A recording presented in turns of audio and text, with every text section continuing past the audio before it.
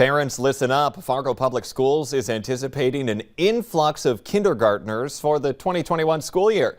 So joining us today is Lewis and Clark Elementary School Principal Jason Cressup, who will tell us why it's important to register the young ones early. Welcome to the show, Principal. How's it going?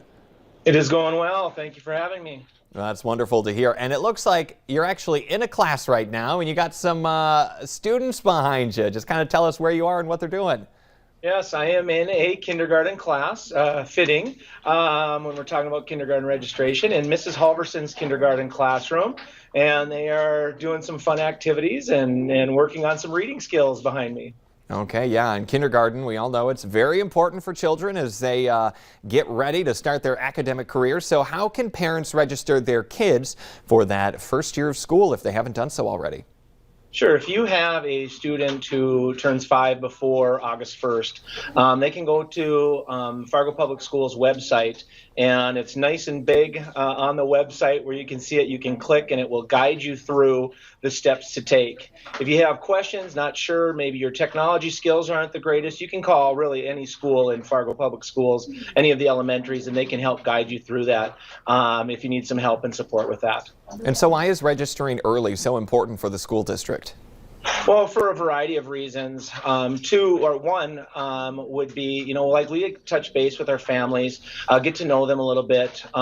Most elementary schools have a kindergarten roundup or some sort of get together where this year we're doing virtual tours, but in years past we would do regular tours. And so we give them some information.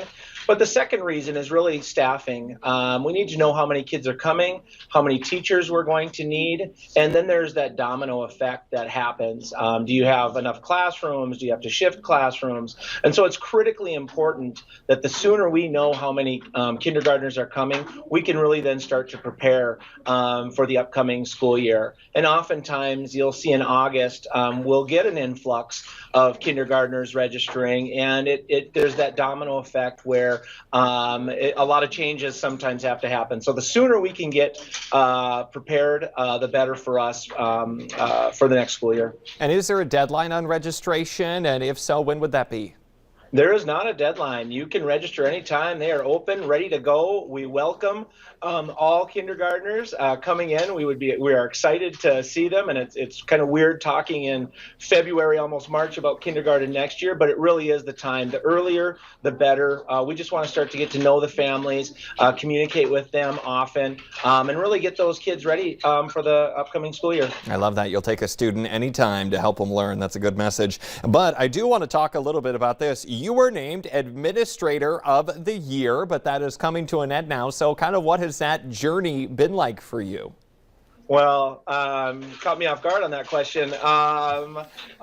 It's been wonderful. I mean, it was a wonderful honor, but as anybody in these positions knows that you don't do anything by yourself.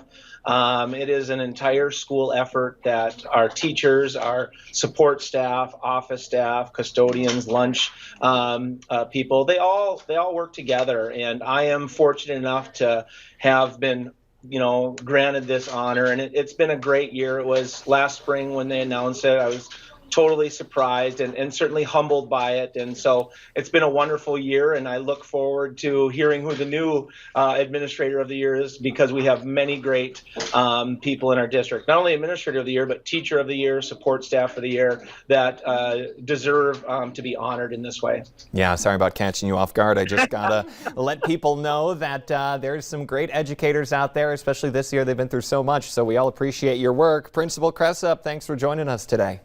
I appreciate it. Thank you.